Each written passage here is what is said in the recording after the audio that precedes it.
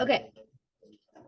First, we have the conclusion of yesterday's, which is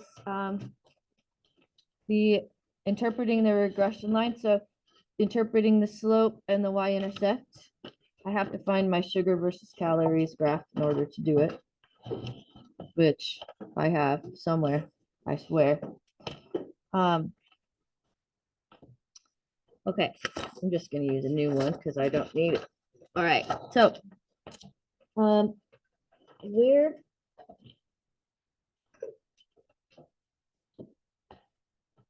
where the interpretation is going to go is right in this spot right here. Okay, so we're going to rewrite the sentence. So we're going to do an example on our sugar versus calories for the interpretation of the y-intercept.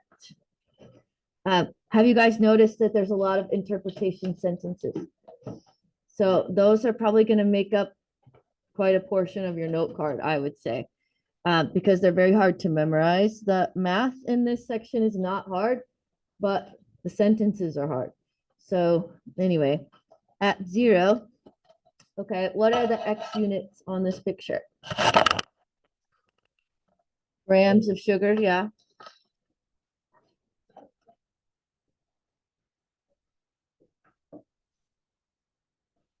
You probably could get away with saying at 0 sugar. We predict.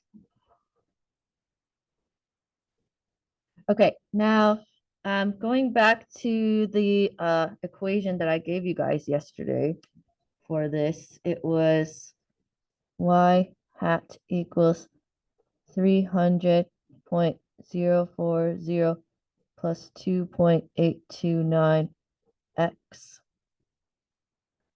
Okay, so A in this case is 300.040.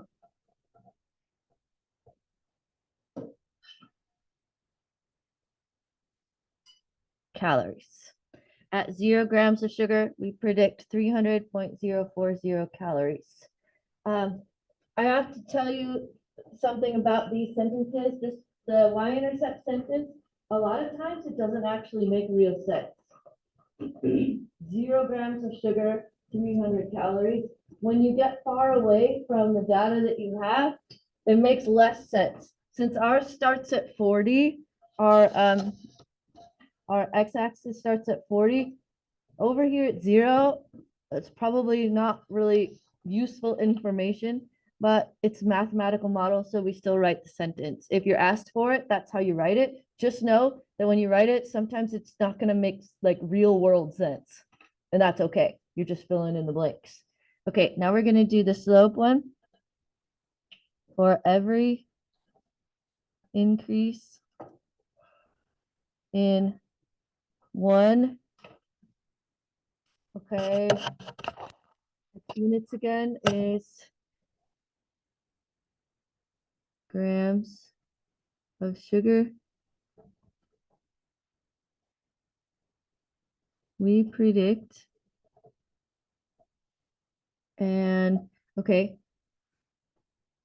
so now you have to decide if your graph is going up, if your slope is going up, if your correlation is going up, if it's an increase or decrease.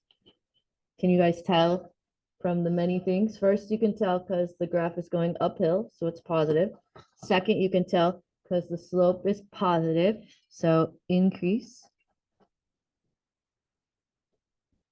of, okay, and then B in this case is 2.829 calories.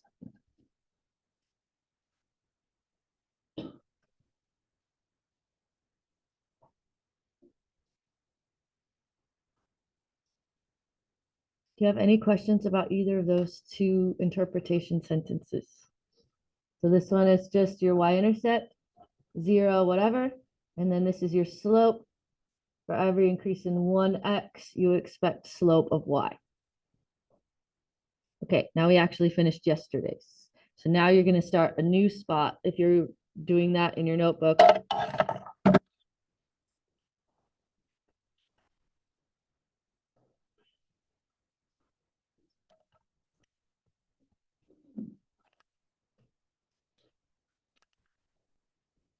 sorry, I will move the screen.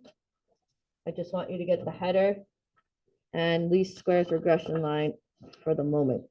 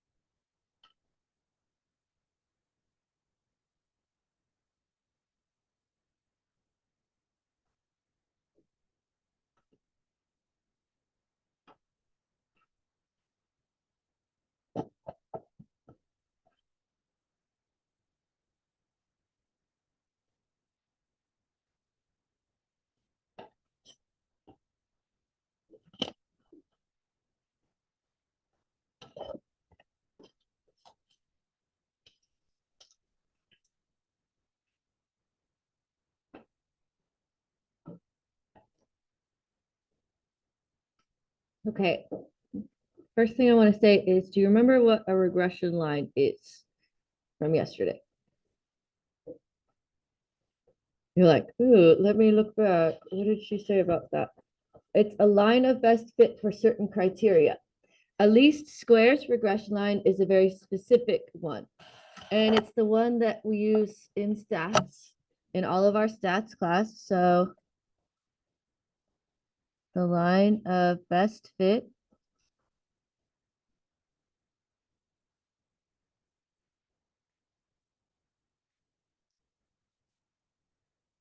that minimizes, that should be an S, minimizes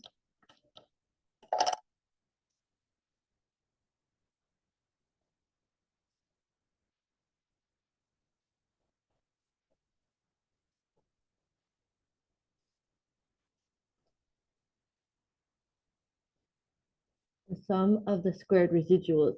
I think I've lost you all in all of this vocab. So I made a thing for you to help.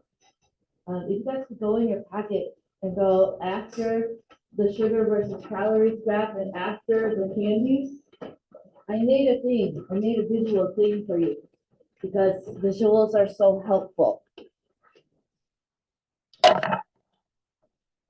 Okay.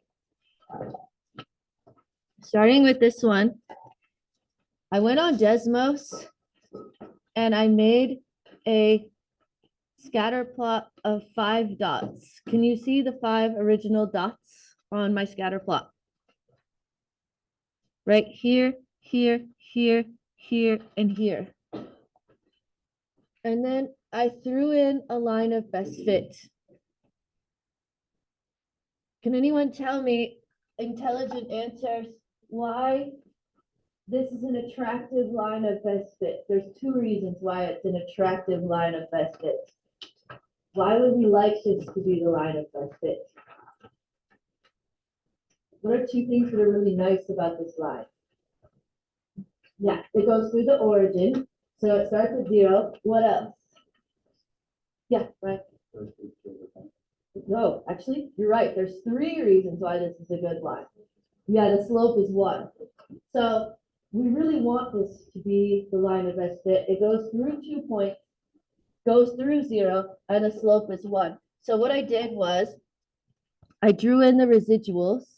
So remember, we learned this yesterday. A residual is a line from a dot on the scatter plot to the line of best fit. So I drew that in, I drew that in, and I drew that in.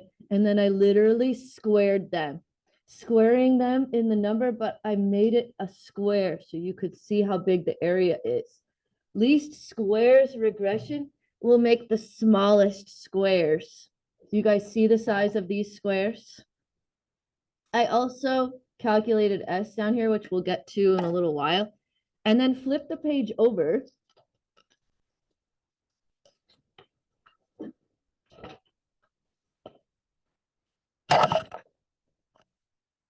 this is the actual least squares regression line. Unfortunately, it doesn't go through 0. Unfortunately, it doesn't go through 2 of the points. But do you see that the squares add up to be a smaller area? We got 3 little baby ones and a medium one and a little bit bigger one. What's wrong? Yeah. Right. Okay.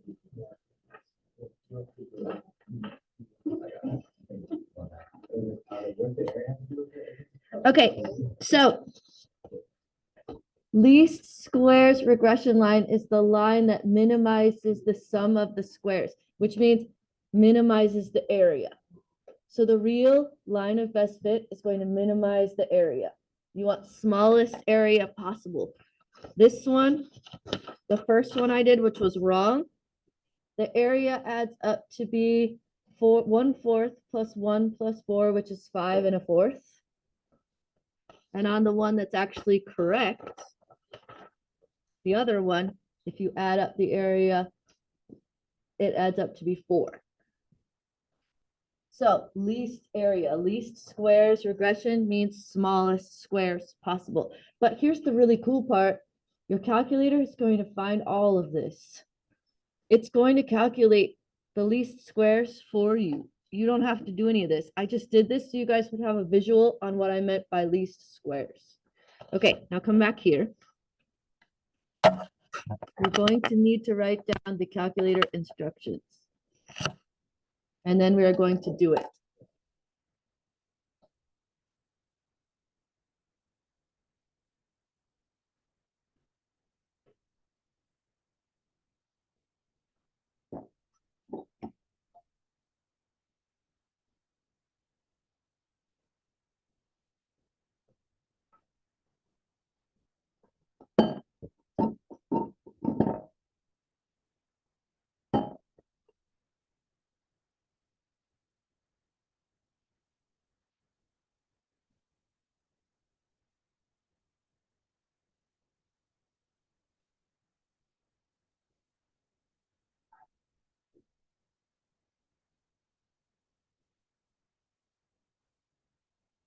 Yeah, diagnostic on.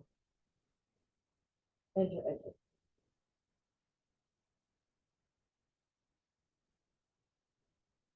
Don't worry, we're gonna practice.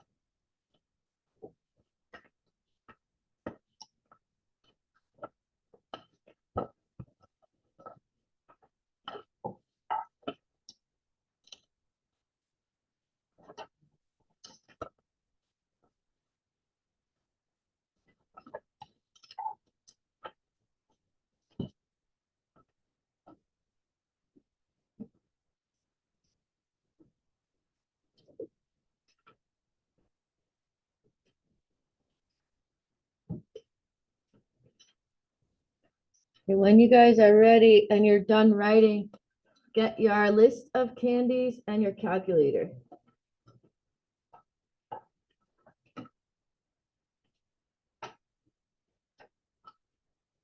Be prepared to be marveled by how amazing your calculator is.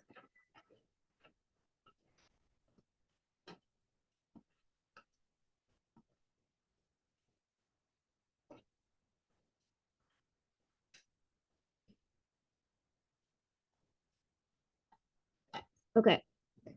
This first bit right here, this first line, you only have to do that one time unless you like reset your calculator or you change the batteries. If you guys have calculators with batteries, or if you reset the whole calculator, you're gonna have to do this top line again.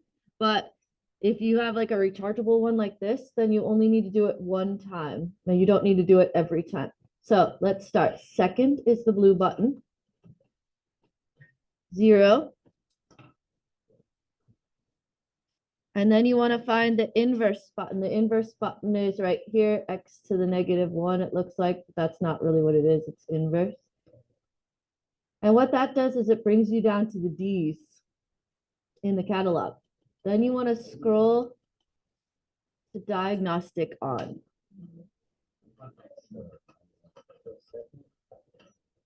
It's right below, it's 2 below the green one.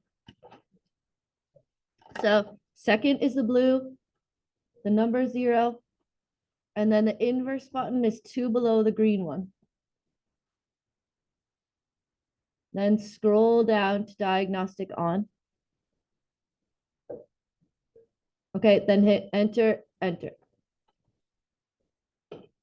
Enter, enter. It's not going to be that fantastic. It's just going to say it's done. You're just turning on the function in your calculator that's going to give you R. Okay, now, next line, stats, which is 2 over from the green. Enter. And you're going to put all of the X's of the candies into L1 and the Y's of the candies into L2.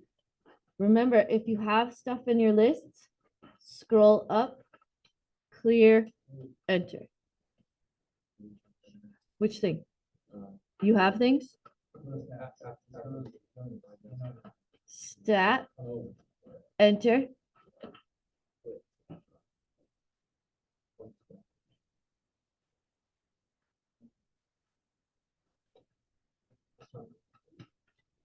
You okay? What's wrong?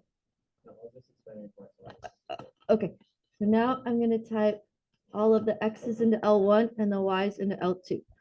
You guys have this paper. Don't look at the screen. That's just too much looking back and forth. Just look at your paper.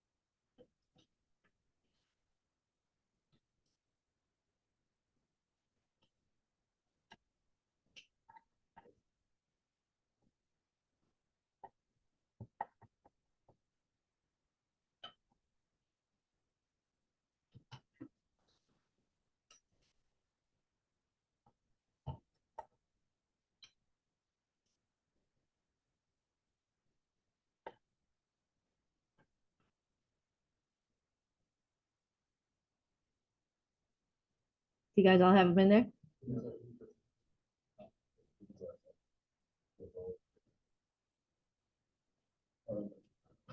Okay, now we're here. Stat. Scroll over to calc. You're used to doing 1 variable stats. You can actually do 2 variable stats at this point. It'll give you like the mean of X and the mean of Y and stuff. We're not doing that. You want 8. So you can either scroll to 8 or just hit the number 8. And you want to do the linear regression A plus BX. I just hit the number 8. Make sure that your X list is L1 and your Y list is L2. That's the only thing you have to just make sure. And then go down to calculate. I just hit the.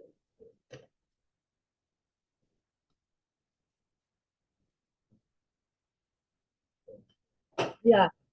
And trust me, it'd be a lot more steps if you had to do it by hand. But it gives you the y-intercept at the top, then the slope, then r², which we haven't talked about yet, and then there's your correlation of 0.618. So that's how you get correlation also. Okay, so we're going to fill those things in. So we have A is 300.040, 2.829, 0.382, 2, 0.618.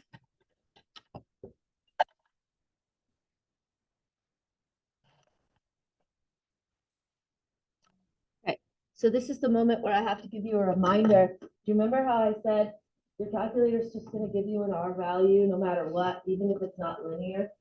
Even if it's like a super curve, it's going to give you an R value. You have to look and decide if it's linear or not.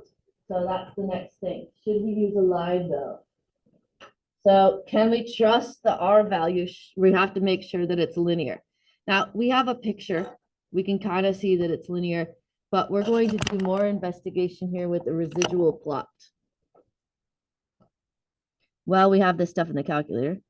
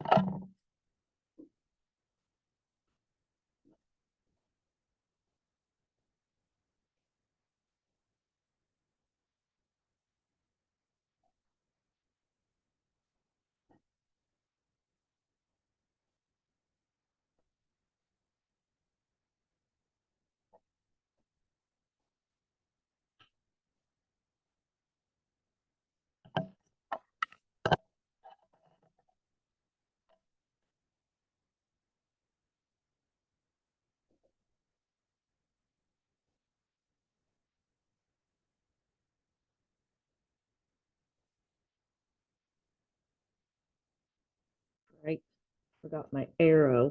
Sheesh, Mrs. Talbot.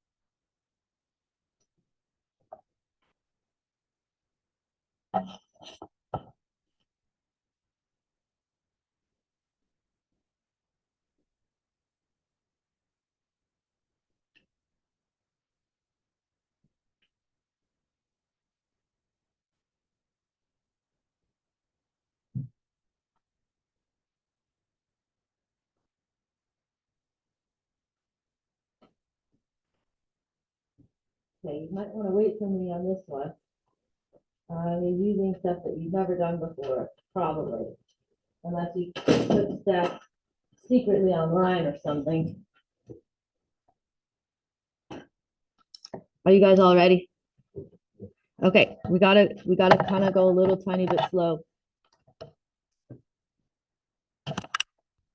Okay. That. I don't have enough room. I never have enough room. Okay. That. Enter. Okay, this is we need to be very careful. Put the least squares regression line equation into the top of L3 with L1 for X. Okay, so you scroll with your arrow keys to the top of L3.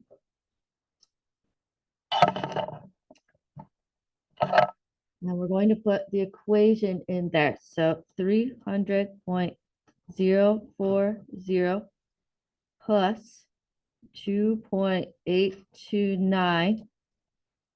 And we need to put X, except for X. In this case, these are all the X's in L1. Okay. How do I type L1? Second one. It's right here. It's right above the one. So second one. 300.040 plus 2.829. And then you do second one and then hit enter. And it plugs in all of those X's into your equation. That plugged in all of them. Okay, so let's talk about what we have here. We have X's, we have actual Y's, we have predicted Y's. Let me say that again. We have X's, actual Y's, and predicted Y's. How do you get a residual? What's the residual formula? Y minus Y hat, right? Okay, Y being actual, Y hat being predicted. So you want to take this column minus this column, actual minus predicted. So scroll up to the top of L4, go second 2 minus second 3. So this is going to give you the X. This will be the actual Y. This is the predicted Y. These are all of the residuals.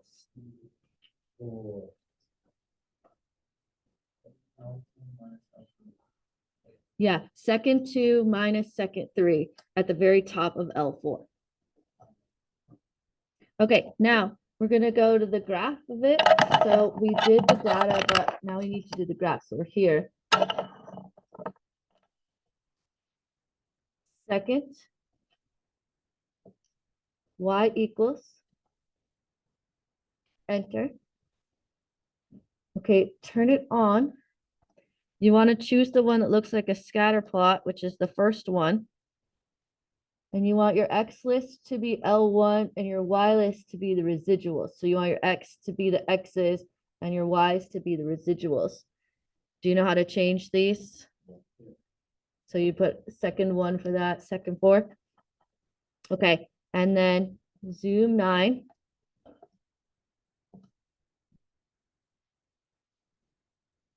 Zoom and then the number 9. And then you can hit the trace button to see what the actual dots are. Okay, and what you're looking for here is you're looking for the baby spaghetti situation. Baby spaghetti is good here. You're looking for it not to have a very defined curve or pattern. that means that it's linear. This looks good enough to me. I don't see any I don't see any pattern here. We want there to be no pattern. Why? Because it rotated it and it zoomed in real far. So it exaggerates whether or not you have a linear situation. Linear is going to be no pattern. Does that make sense? Why though? Are you sure? Hold on that thought. Okay.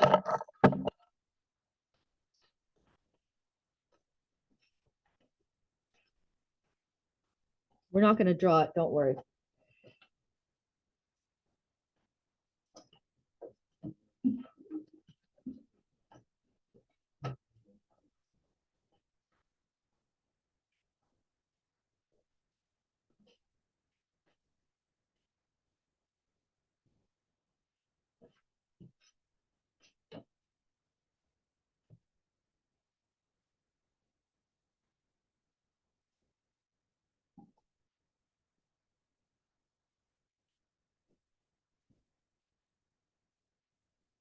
Okay, so you guys write that. I'm gonna go over here and save one. I didn't even save one CPM book. I must have really liked it. That's a joke. I didn't like it.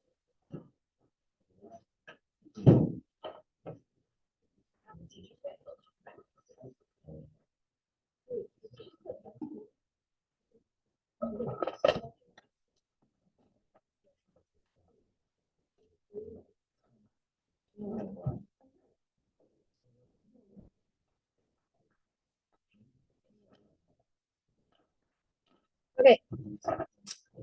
So you guys can see, I'm gonna grab a problem from the CPM book, which I didn't love. That's why we don't use it anymore. However, there are some good problems in it.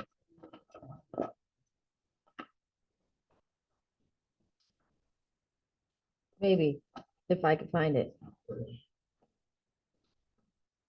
Okay, you guys can use a break from writing anyway. Okay. Nope, that's not it. I do like that problem too, though. All right.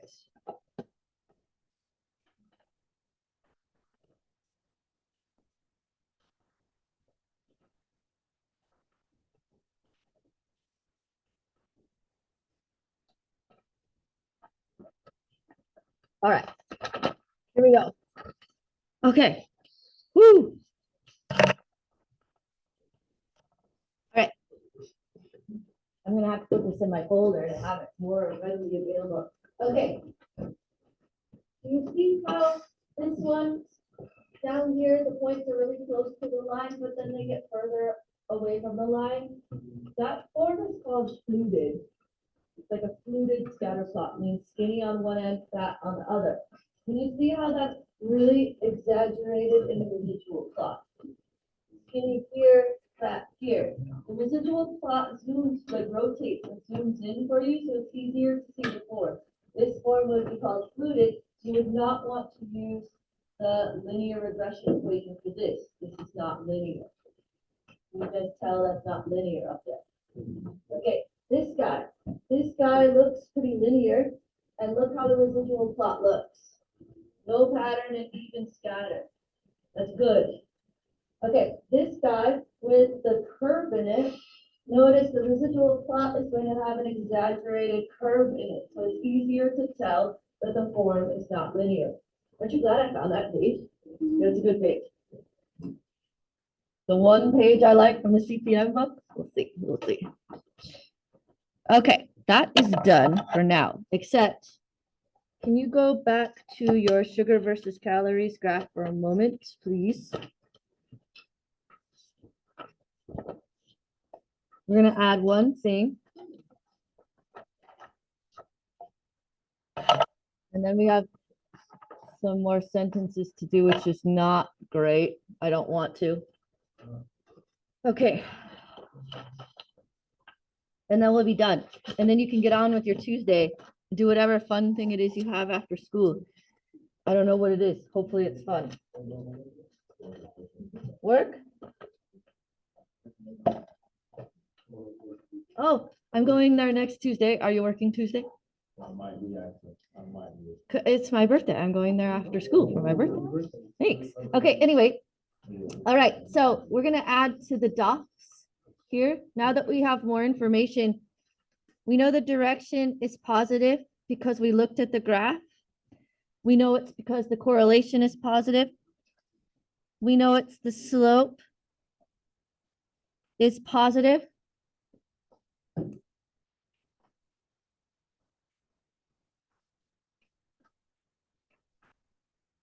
Okay. So when I tell you on a test or quiz, hint, hint, to describe a scatter plot and justify your answers, for direction, you have three options. You can say either correlation is positive or negative. You could say the slope is positive or negative, or you could say I looked at the graph. Does that make sense? For direction, you have three options to justify. Outliers, no justification really. We're still eyeballing those. We'll be eyeballing those forever. Okay, now for the form, you have a justification. Linear. Residual plot shows no pattern.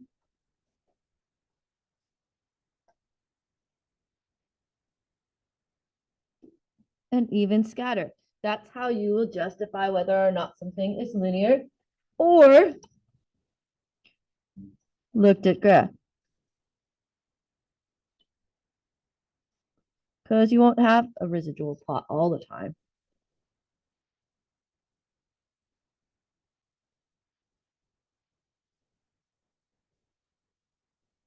Okay, and then for strength, you actually have three options.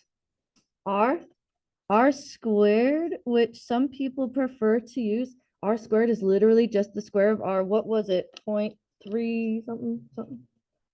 What was it?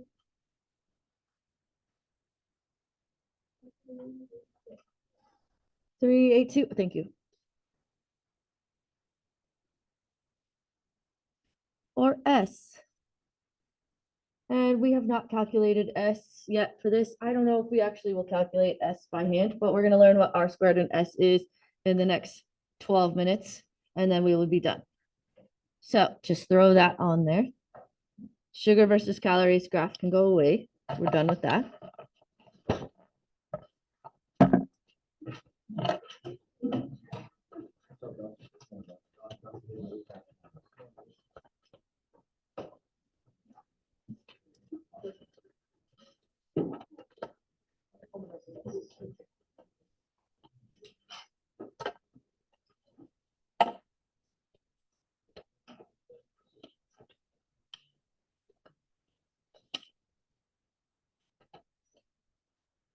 Okay, so we have two more statistics to look at, which are both measures of strength.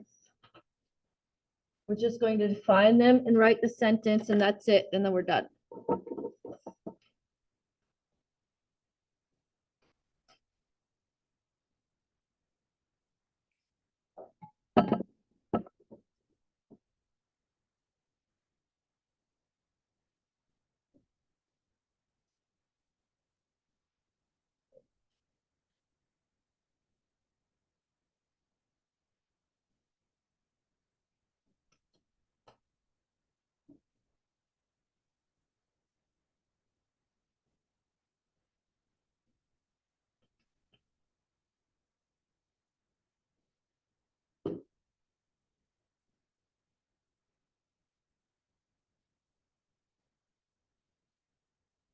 Okay.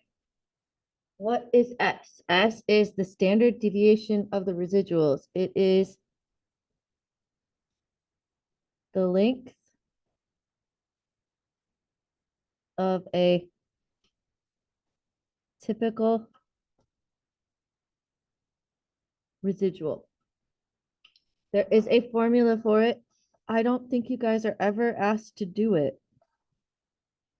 I did it on that sheet that I had the least squares regression on there. I calculated S.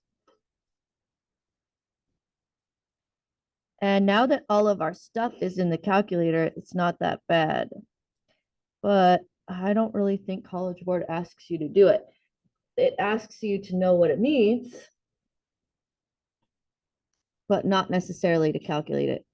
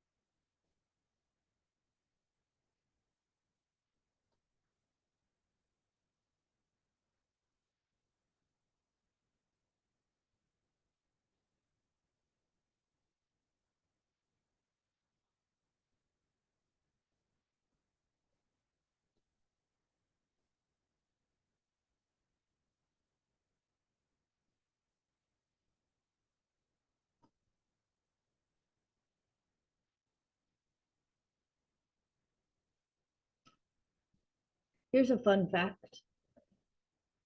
R squared is capital R and little r is correlation, but there's no reason why they switched to capital. I can't figure it out. Mr. Knight asked me. I have no idea. I don't know. R squared is actually the square of R.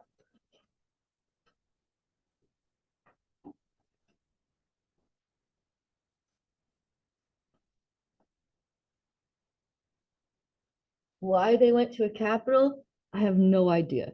I got nothing.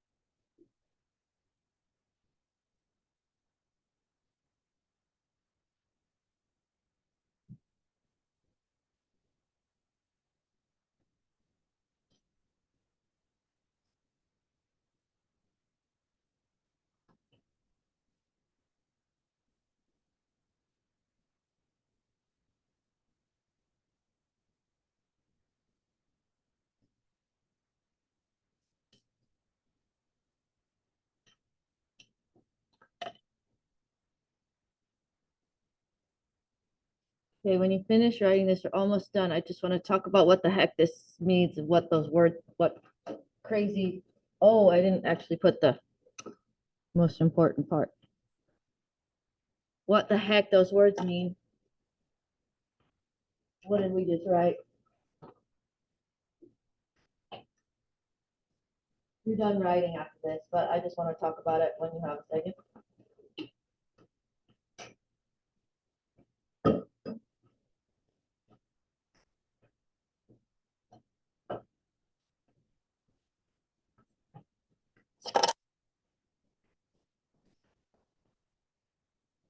We caught up though. We finished yesterday's and today's, which is good. Okay, are you ready for me to talk about this for 60 seconds? Okay.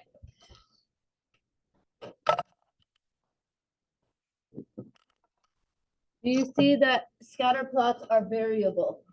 You know what I mean by that?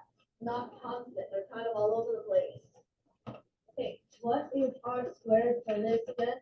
0.382. So that means 38.2% of the variability in Y can be explained by grams of sugar. That means 62% is explained by other stuff than sugar. What else would give you calories besides sugar? What's Mrs. Talbot's #1 nemesis? Carbs. Okay, what it's saying is sugar is not the only thing causing this. There's other confounding variables. 38% of it can be explained by its relationship with sugar. 62% is other stuff. That's what that's saying. Okay. Carbs. My arch nemesis.